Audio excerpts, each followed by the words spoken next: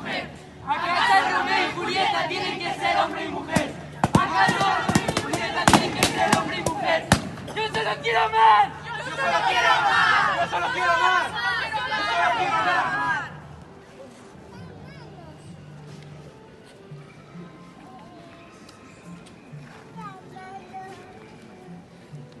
La actitud del público ha sido detestable. Detestable. Un espectador nunca debe formar parte del drama. Cuando la gente va al acuario no asesina a las serpientes de agua, ni a las ratas de mar, ni a los peces cubiertos de lepra, sino que resbala sus ojos por los cristales y aprende. Romeo era un hombre de 30 años y Julieta un muchacho de 15. La denuncia del público fue eficaz. El director de escena evitó de manera genial que la masa de espectadores se enterase de esto. Pero los caballos y la revolución han destruido sus planes.